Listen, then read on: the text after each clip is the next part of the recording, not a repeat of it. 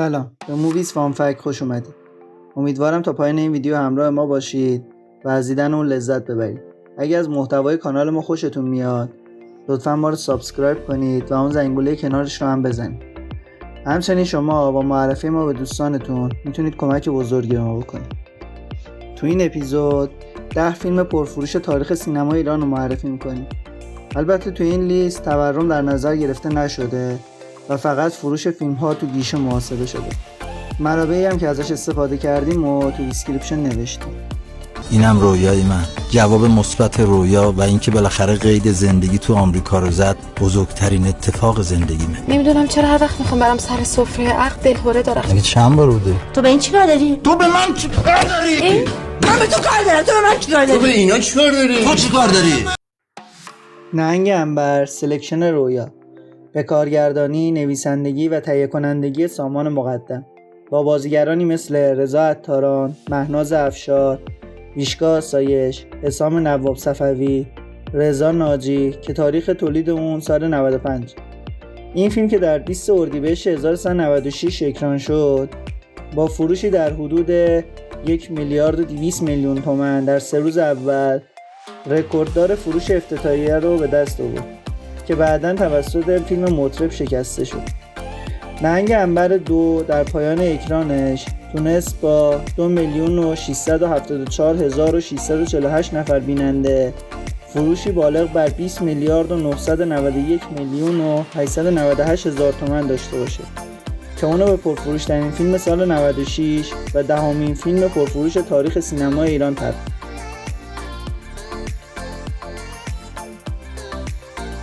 منو بکش. بیا.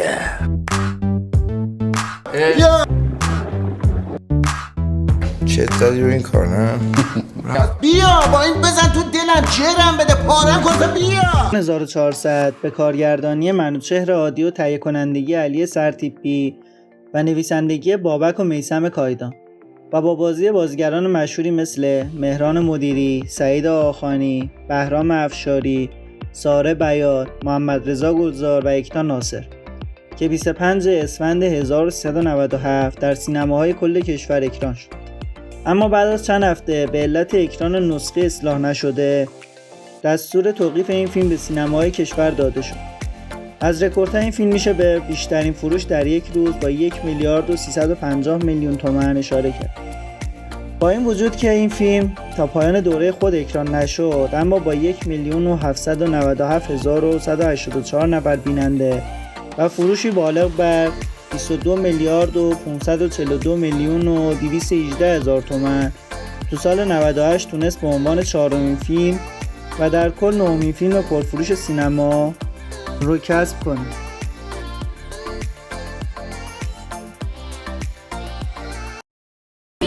ببین اینا همه سامبا میرسیدن. من یکی بندری میزنم. های این چیه بغلت؟ این گلوریاست. بعد برام که 50 دستش گلوریاست. کاش کنم برگرد ایشون زن دارن. خب که من 2 چیزو دارم. تگزاس 2 به کارگردانی مسعود عطیابی، تهیه کنندگی سید ابراهیم آمریان، نویسندگی حمزه صالحی در 28 فروردین 1398 با بازیگرانی مثل پژمان جمشیدی، سام درخشانی، گابریلا پتری، مهدی هاشمی و ژاله صامتی تو سینماهای سراسر کشور اکران شد.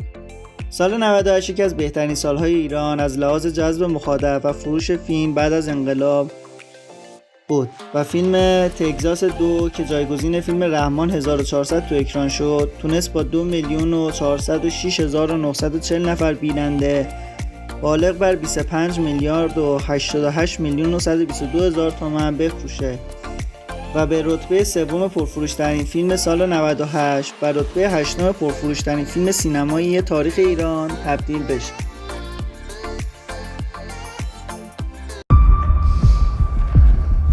برا بار 1000م میگم کسی پیرن تنش نباشه.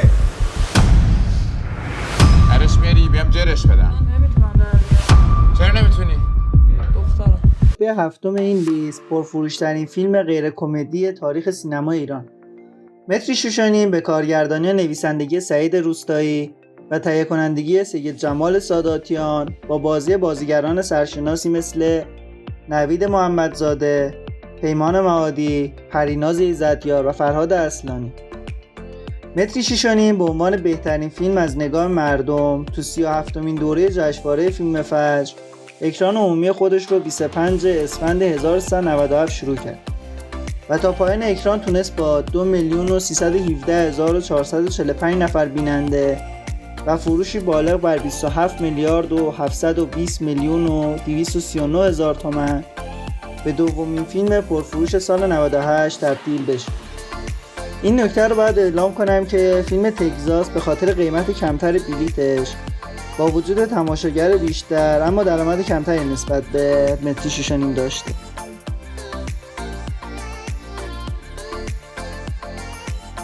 تگزاس تونست پرفروش‌ترین فیلم سال 97 بشه.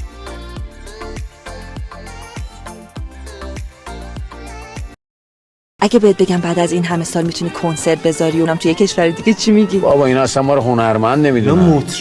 مطرب از دلی که ما سنگ غم شکسته چه انتظاری داری.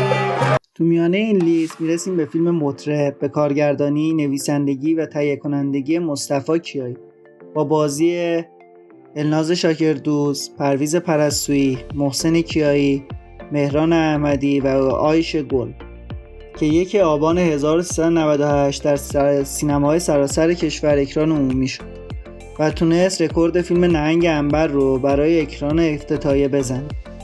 فیلم مطرب با 3,297,138 نفر بیننده و 38,546,456,000 تومان تونست پرفروش‌ترین فیلم سال 98 بشه و همچنین تا الان 5مین فیلم پرفروش تاریخ سینما ایران.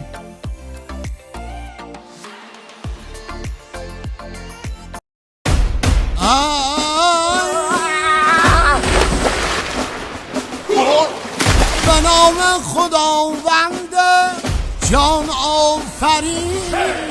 سگبند رخصت باشد. رتبه 4 این لیست در حال حاضر فیلم سگبند به کارگردانی مهران احمدی، نویسندگی حمید اکبری و تهیه کنندگی محمد حسین قاسمی و با بازی امیر جعفری، بهرام افشاری، سیروس گرجستانی، نازنین بیاتی، بهاره کیانفشار و کلی بازیگر خوب دیگه است که داره آخرین روزهای اکران خودش رو سپری میکنه. سگبند که 25 اسفند 1400 اکران عمومی شد تا الان با 1,253,283 نفر بیننده و 40,200,000,000 تومان فروش تبدیل شده به دومین فیلم پرفروش تا مرداد ماه 1401.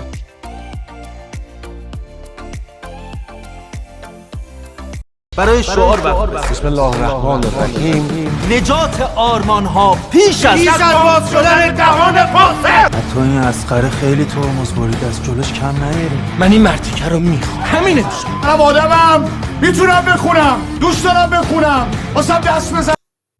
رتبه 3 فیلم گشت 3 به کارگردانی و تهیه کنندگی سعید سهیلی و نویسندگی عصام سامریزاده است که دنباله فیلم‌های گشت ارشاد 1 و 2 و بازیگر اصلی اون یعنی حمید فرخ‌نژاد تو این قسمت نبود و فیلم رو بازیگرانی مثل پولاد کیمیایی، ساعد سهیلی، بهنام بانی، امیر جعفری و ریحان پارسا ادامه دادن. البته نبود فرخ‌نژاد صدمه زیادی به فروش این فیلم نزد و این فیلم با 1,918,616 نفر بیننده و 42,084,776,000 تومان تبدیل به دومین فیلم پرفروش سال 1400 شد. و با توجه به اینکه فیلم سگبند آخرین روزهای اکرانشه هنوزم میتونه رتبه 3 پرفروش‌ترین فیلم نهایی تاریخ سینما ایران رو حفظ کنه.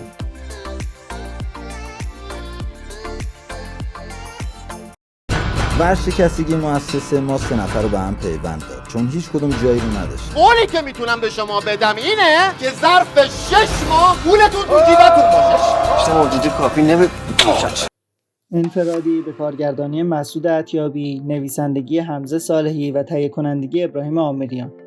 دومین فیلم از این گروه که تو لیست 10 فیلم پرفروش تاریخ سینما ایرانه که توش بازیگرانی مثل مهدی هاشمی، رضا عطاران، احمد مهرانفر، برزو ارجمند و شقایق دهقانی ایفای نقش کرده. انفرادی تابستون 98 تولید شد ولی به علت مجوز نگرفتن امسال و در 7 اردیبهشت 1401 اکران عمومی شد و همین الان هم در حال اکرانه و با 1,665,583 نفر بیننده و با فروشی معادل 54 میلیارد و 666 میلیون و 598,000 تومان تو فاصله کمتر از 4 میلیاردی فیلم اول این لیست قرار داره و باید دید میتونه رکورد این فیلم رو بزنه یا نه.